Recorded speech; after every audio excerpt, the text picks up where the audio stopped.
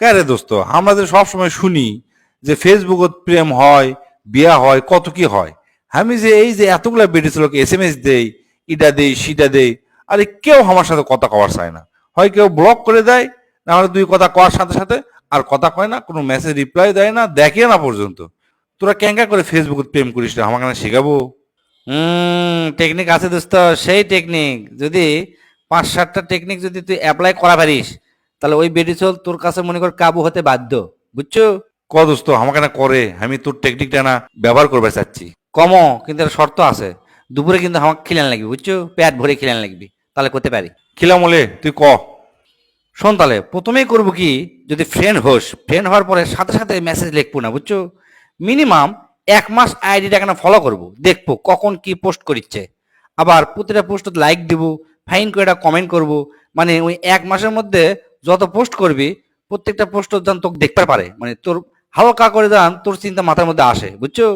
করতে করতে ফুস করে 1 মাস পর কোনো একটা পোস্টের উপর সূত্র ধরে তুই তাকে একটা মেসেজ দেবো, ঠিক আছে? দেখবো তুই রিপ্লাই পেতে বাধ্য। তারপর কথা কওয়া শুরু হলে প্রথমেই ইন্টারভিউ নেওয়া শুরু করবো না।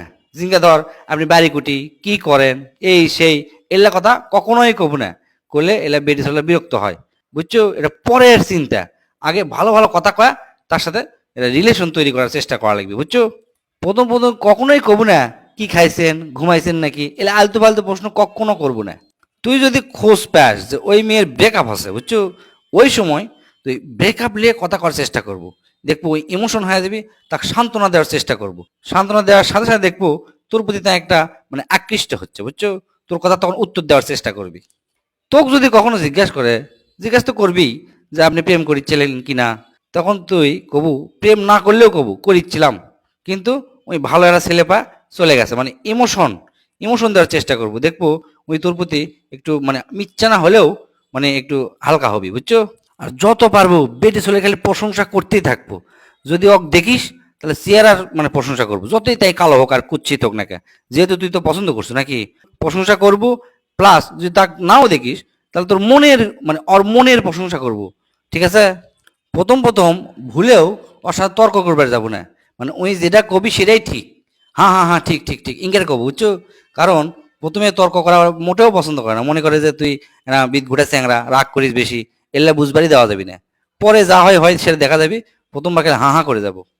প্রথম প্রথম কোনো দিনও ওই বেডিসুলের সাথে অন্য কোনো বেডিসুলের তুলনা করবো না। মনে করো ওর বান্ধবী, খালাতো বোন, মামাতো বোন, এই সেই কখনো করবো না। করলেও মানে ওই যেন প্রশংসিত বেশি হয় সেটা করবো, বুঝছো? এই মানে বেডিসুলরা কখনো ওই ছাড়া অন্য কোনো বেডিসুলকে সহ্য করে পারে না। আর মেসেজ লেখার সময় আর মেসেজই লিখবো বেশি, হুট করে ভিডিও কল দেওয়ার যাবো না, বিব্রত বোধ করবি, বুঝছো? অনুমতি নিয়ে অডিও কল করব, তারপর যদি দেখবার মন চায় তাহলে ওর অনুমতি নিয়ে তুই দেখবো, ঠিক আছে? আর একটা জিনিস, বাংলায় মেসেজ করব, সুন্দর সাহিত্যিক ভাষায় গুছিয়ে লেখার চেষ্টা করব। একটা জিনিস সবসময় মাথার মধ্যে থুয়ে দেবো, যে বেটিছোলা কিন্তু বেটাছোলের রূপের থেকে কথার প্রেমে পড়ে বেশি, বুঝছো? এই জিনিসটা সবসময় মাথার মধ্যে থুয়ে দিস। তুই তো আমাকে সেই টেকনিক শিখালু রে, আমার তো মানে মনই ভরে গেল। আজকে থেকে আমি অ্যাপ্লাই করবো। দুপুরে তুই কি খাবো চ, তোকে আমি সেটাই খেলামো, পেট ভরে খেলামো আজকে চ।